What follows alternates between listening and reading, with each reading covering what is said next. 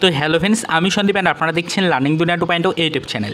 সপ্তাহের প্রথম দিনই WBPSC আদার অফিসিয়াল ওয়েবসাইট থেকে গুরুত্বপূর্ণ একটা নোটিফিকেশন জারি করেছে চাকরি প্রার্থীদের জন্য।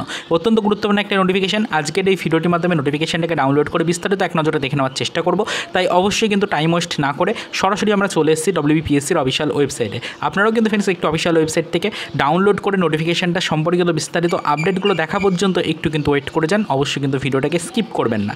দেখুন, সরাসরি আমরা পিএসসির অফিসিয়াল ওয়েবসাইটে এসে এই মুহূর্তে নোটিফিকেশন সেকশন ওপেন করে নিয়েছি। এখান থেকে ভিউ অল বাটনে ক্লিক করে কিন্তু আমরা নোটিফিকেশন সেকশনের মধ্যে আসা রিসেন্টলি এই নোটিশটাকে দেখে নেওয়ার চেষ্টা করব। সিরিয়াল নাম্বার 1-এ রয়েছে আজকের এই গুরুত্বপূর্ণ নোটিশটা। সাবজেক্টের মধ্যে দেখুন বলা হয়েছে important announcement regarding EWS candidate for WBCS examination 2023। পরিষ্কার দেখুন উল্লেখ করা রয়েছে। এর মানে হচ্ছে WBCS 2023-এর রিক্রুটমেন্ট নিয়ে কিন্তু একটা নোটিফিকেশন এসছে। অলরেডি আমরা জানি যে কিছুদিন আগে কিন্তু WBCS 2023-এর পিলি রেজাল্ট প্রকাশ করা হয়েছে। সেই রেজাল্টে কিন্তু অসঙ্গতি ছিল, সেই কারণেই চাকরি প্রার্থীরা কিন্তু অনেকটাই হতাশ এবং বহুবার কিন্তু আন্দোলনের পথ বেছে নিয়েছে তারা।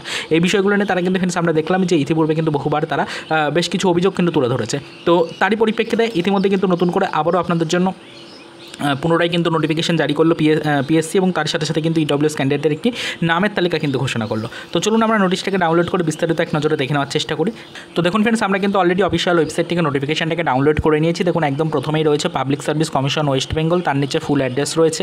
এর একটু নিচের দিকে আসলে ইম্পর্টেন্ট অ্যানাউন্সমেন্ট বলে কিন্তু হেডলাইনে লেখা রয়েছে এবং বাঁদিকে দেখুন নোটিশের মেমো নাম্বার, ডান দিকে দেখুন নোটিশ প্রকাশের ডেট, সব কিন্তু উল্লেখ করা রয়েছে। 22/7/2024 তারিখে নোটিফিকেশনটা অফিসিয়াল ওয়েবসাইট থেকে কিন্তু প্রকাশ করা হয়েছে। তো একটু নিচের দিকে যদি আমরা চলে আসি, পরিষ্কারভাবে দেখতেই পাচ্ছেন এখানে বিস্তারিত বিষয় নিয়ে আলোচনা করা হয়েছে।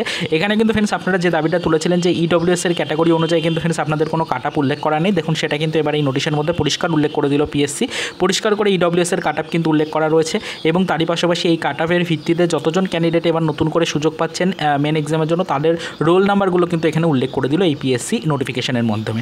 দেখুন এখানে টোটালে 142 জন ইডব্লিউএস ক্যান্ডিডেটকে নতুন করে কিন্তু অ্যাড করা হলো এই লিস্টের মধ্যে বা এই তালিকার মধ্যে। আপনারা যারা কিন্তু এখানে নামের রোলগুলো দেখতে পাচ্ছেন অবশ্যই কিন্তু রোলগুলোকে একবার মিলিয়ে নেওয়ার চেষ্টা করবেন, আপনার নামটা রয়েছে কিনা এর মধ্যে একটু চেক আউট করে নেওয়ার চেষ্টা করবেন। তো 142 জন ইডব্লিউএস ক্যান্ডিডেটকে নতুন করে কিন্তু অ্যাড করা হলো পরবর্তী মেন্স এক্সামের জন্য। আশা করি আপনারা কিন্তু দেখতেই পাচ্ছেন বিষয়টা। অবশ্যই কিন্তু ফ্রেন্ডস এই নোটিশটাকে ডাউনলোড করে আপনার রোল নাম্বারটাকে একবার মিলিয়ে চেক করে নেওয়ার চেষ্টা করুন। অত্যন্ত গুরুত্বপূর্ণ একটা নোটিফিকেশন এসেছে WBCS 2023-এর চাকরি প্রার্থীদের জন্য। সেটা আজকের এই ভিডিওটির মাধ্যমে খুবই শর্ট টাইমের মধ্যে আপনাদেরকে বিস্তারিত দেখানোর চেষ্টা করলাম। আশা করি আপনারা সকলেই বিষয়টা বুঝতে পারলেন। তো যদি কারোর এই টপিক নিয়ে কোনো মন্তব্য বা কোনো প্রশ্ন বা কোনো জিজ্ঞাসা থাকে অবশ্যই সেটা ভিডিওর কমেন্ট সেকশনে আমাদেরকে জানাবেন। আমরা পরবর্তীতে যতটা সম্ভব আপনাদেরকে অ্যাকুরেট আপডেট প্রোভাইড করে হেল্প করার চেষ্টা করব। তো চলুন দেখা হবে নেক্সট ভিডিওতে পরবর্তীতে আমাদের পিএসসি রিলেটেড WBCS এর আদার্স কিছু অফিসিয়াল আপডেটের সাথে।